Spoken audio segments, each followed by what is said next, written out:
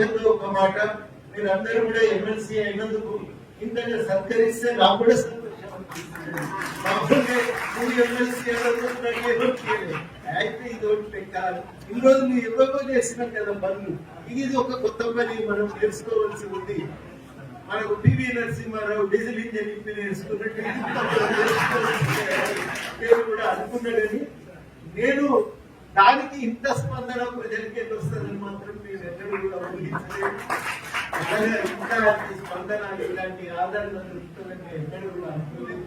నా మీద ఒక బాధ్యత ఏంటంటే ప్రతి ఒక్కరికి కూడా ఈ సందర్భంగా నేను కృతజ్ఞతలు తెలియజేయాలి. నిజంగా కూడా ఒక్క మాట నేను చెప్పకపోతే నా తప్పైతుంది. అనేక మంది తెలంగాణలో పోరాటం చేస్తే నాకు విలువ వచ్చింది. నేను ఒక్కరిని చేస్తే రాలేదు. కొట్లాడితే నాతో ఒక ఆయన తెలంగాణ జేఏసీ చైర్మన్ అయినాక వారం 10 రోజులకు వరంగల్కి వచ్చాను. ఈయన యూనివర్సిటీ దగ్గర మీటింగ్ అయింది. మీటింగ్ అయితే నేను మాట్లాడిన దూంతా మీటింగ్ కూడా నేను దిగి వస్తా ఉంటే ఆయన చేయి పట్టుకున్నాను. రేఖ గట్టిగా ఇట్లా పట్టుకున్నాను. పట్టుకొని నేను చాలా తాగిన కానీ సోయిలో ఉన్నాను. అంటే నాకు అర్థమైందని చెప్పు అంటే ఇంకో తెలంగాణ కోసం ఎట్లా కొట్లాడాలో నువ్వు నాకు చెప్పే పర్లేదు, నువ్వు నాకు చెప్పే పర్లేదు. కానీ నువ్వేం చేయాలంటే ఇవాళ మా ఊరు కొట్లాడు, తెల్లని మా పక్క ఊరు కొట్లాడు, దాని వల్ల ప్రభావం పడతలేదు. అందరం ఒకరోజు కొట్లాడాలంటే నువ్వు హైదరాబాద్కి వెళ్ళి చెప్పు, అందరం ఒకరోజు పని చేస్తాను. అట్లయితేనే ఆంధ్ర తెలంగాణ వస్తుంది. అంటే సమన్వయపరచడం తప్ప మిగతా మాత్రమే ఇది కాదు. అంత గొప్ప ప్రజాస్వామిక స్ఫూర్తి తెలంగాణ. ఓసారి నేను ఎవరో ఇంటికి పోతున్నా, సీతారాముల కళ్యాణం జరుగుతుంది వాళ్ళ ఇంట్లో. ఈ కల్వకుర్తి కాడ చాలా ఇండ్లలో కళ్యాణం చేస్తారు.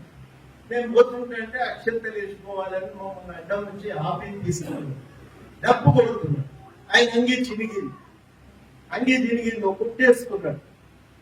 చెప్పులు తెగిపోయినాయి, అమ్మాయి చెప్పులు పిన్నీస్ పెట్టుకున్నాడు. డప్పు కొడుతుంది. పెద్ద మనిషి నన్ను ఆపి ఇట్లా పెట్టిండు జేబులా. ఇట్లా ఎవరైనా పెడతారు, జర సుమా జాగ్రత్త. అప్పుడు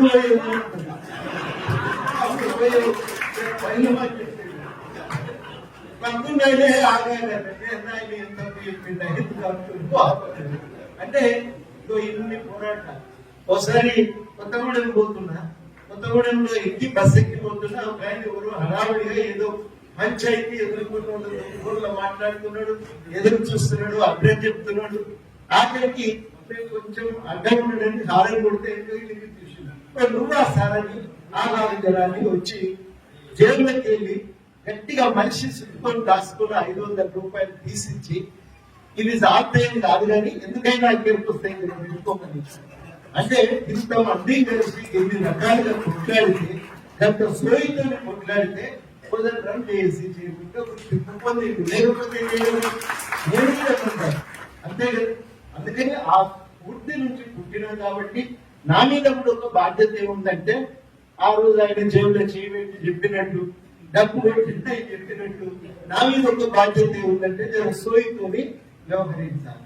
ప్రజలకు అనుగుణంగా ప్రజల కోసం ప్రజల యొక్క అవసరాల కోసమే అధికారాన్ని ఉపయోగించాలి తప్ప కేసీఆర్ లెక్క సొంత ప్రయోజనాల కోసం అధికారాన్ని వాడాలి.